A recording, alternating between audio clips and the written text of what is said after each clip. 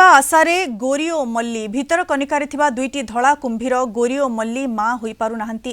ଏବେ ଦୁଇ ଧଳା କୁମ୍ଭୀର ଅଣ୍ଡା ଦେଇ ବସାକୁ ଜଗି ରହିଛନ୍ତି। ପ୍ରତିବର୍ଷ ପ୍ରଜନନ ସମୟରେ ଦୁଇ ଧଳା କୁମ୍ଭୀରଙ୍କର ଏଭଳି ଆଚରଣ ଦେଖିବାକୁ ମିଳୁଛି।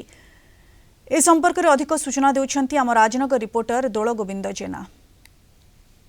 ଭିତରକନିକାର ଧଳା କୁମ୍ଭୀର ମଲ୍ଲି ମା ହେବା ଘଟଣା ପରିବେଶବିତ୍ ମାନଙ୍କୁ ବ୍ୟଥିତ କରିଛି। ଆବଦ୍ଧ ଜଳାଶୟ ମଧ୍ୟରେ ରହି पर्यटक मानकर आकर्षणर केन्द्रबिंदु सिना पालटुची किंतु मा होई पारुनी।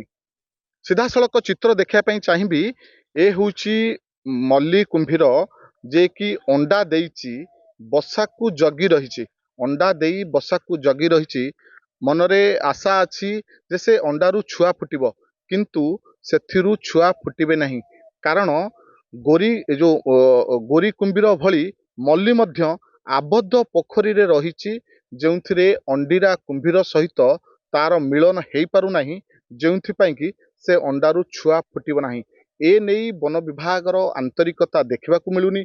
परिवेशवित माने दाबी करुचंती जे मल्ली को माँ हवा नहीं वन विभाग उद्यम रहिबा दरकार कारण जेतेबेले गोरी 75 मसीहा ठू आबद्ध पोखरी रही माँ होई पारिनी तापरे परे मल्ली मध्य आबद्ध पोखरी रही ताकू कौनसी अंडीरा कुंभीर सहित तार मिलन प्रक्रिया हो पारु नहीं से माँ हो पारुनी केवल पर्यटक मानकर आकर्षणर केन्द्रबिंदु पालटुची।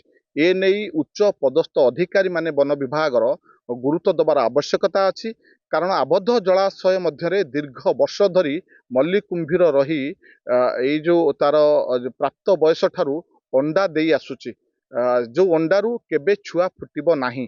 ए नहीं वन विभाग आंतरिकता देखा मिलूनी।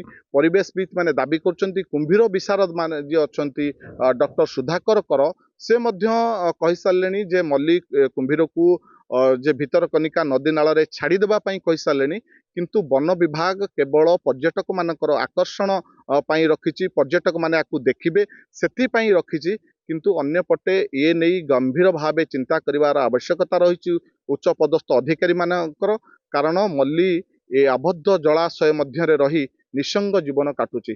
केबे वन विभाग उच्च पदस्थ अधिकारी माने एथिप्रति दृष्टि देबे मल्ली ए जो आबद्ध जलाशय मुक्त हेबो ताहा देखिबा बाकी रहिला। केन्द्रापड़ा जिला भितरकनिका परिसर दोल गोविंद जेना कलिंग टीवी।